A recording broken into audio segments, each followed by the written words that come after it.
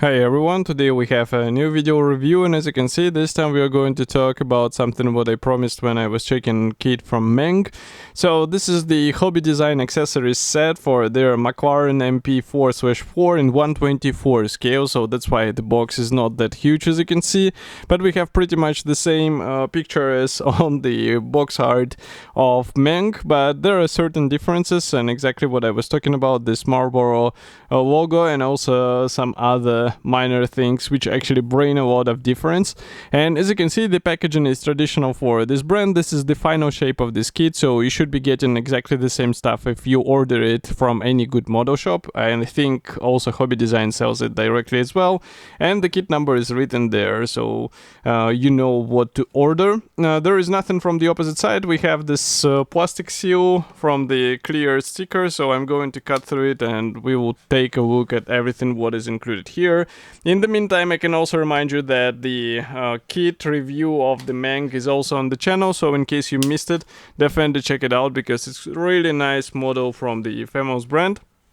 Here is what we have inside, so everything is nicely secured with the bubble foam, and here, or bubble wrap if you prefer, and here we have 3D printed parts.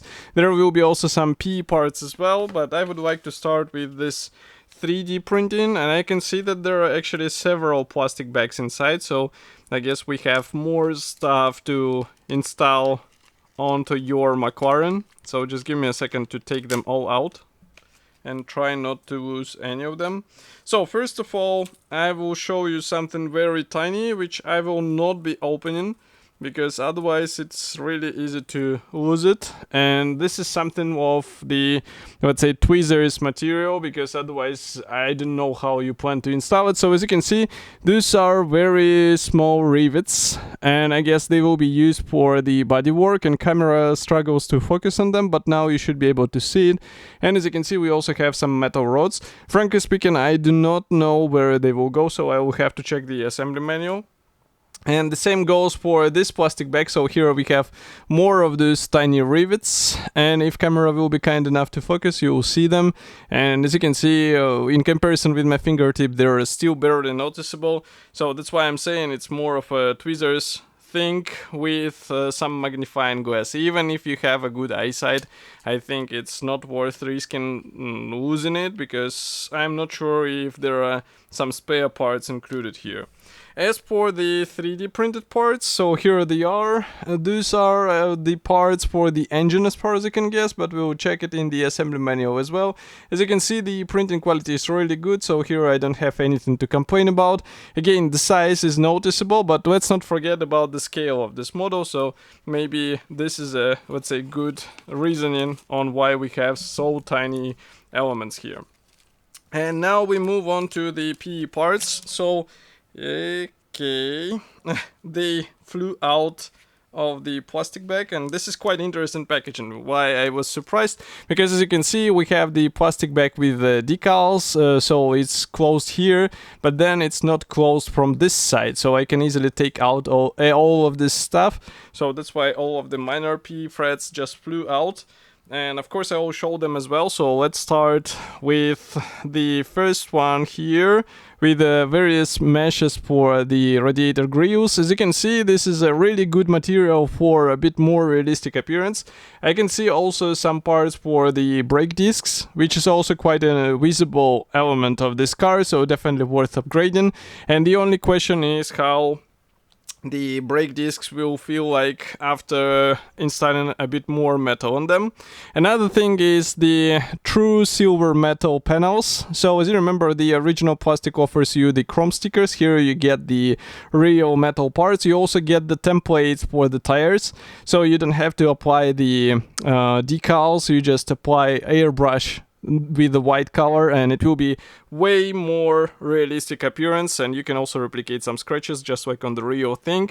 Another sprue or another PE thread comes in a golden color, and frankly speaking, I'm not sure where those parts will go. Probably for the rear and front wing structure, but we will see also in the assembly manual. Another silver section goes again for the air intake, and again this element was replicated with the chrome decal, but here we get it as a metal part. And one more and it's quite impressive PE thread, so I'm trying to understand how to show it to you, because here we have a lot of various screws and rivets as far as you can see, and also the seat belt buckles.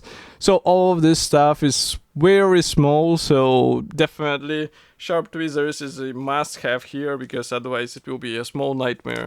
And that's not all, because whole rear wing, as far as you can see, should be also assembled out of PE parts. So this large PE thread, as you can see, it's quite chrome-like. So here we have large panels which should be connected together, and that would be quite a challenge, because you have to keep the proper alignment of these parts together. So definitely try not to hurry with this and try to get the proper alignment and fitment.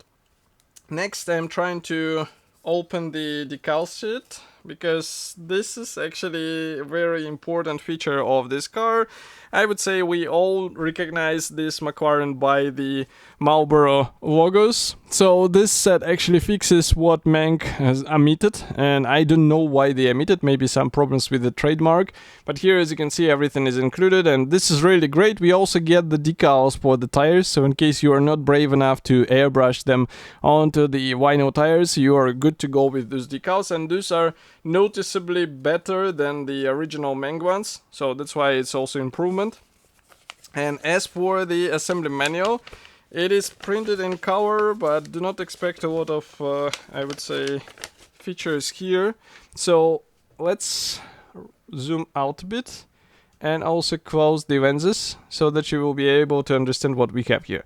First of all, we have the parts map, and then we continue with the parts for the nose section. So here you can see already some parts being combined with the original plastic. And here we start working on the rear diffuser and also the radiator grille, and even the pedals will be upgraded with the PE parts. And then you can see that more of the structural elements get updated with the metal, so it will require some bending and also some precision work, maybe also some good liquid CA glue for this P, because otherwise it will be very tricky thing to work with. Here we continue also with more parts being installed onto the suspension elements, again onto the air intakes. Here you can see how the seat belts, original ones, will be combined with the new buckles. I wonder why it was decided not to give the P seat belts, but anyway, here you can see also decals application guide. And again, I can see that only one marking option is copied. Actually, it's written or. Yeah, we have 11 and 12th car here, so you can copy both. And also here you can see how to use the template, how to apply the stencils on the seat belts, also how to apply some of the decals onto the monocoque. And that's pretty much all. So overall, it's a very impressive upgrade set. I would say it's completely worth it price, especially if you are striving to get a bit more detailed copy in a small scale, but still quite detailed. And it should be already available, so you can get it in any good model shop. And of course, I will be happy to hear your opinion, so do not forget to write it here in the comment section below. And I will see you in the next video review as usual. Thank you for joining me today, and bye.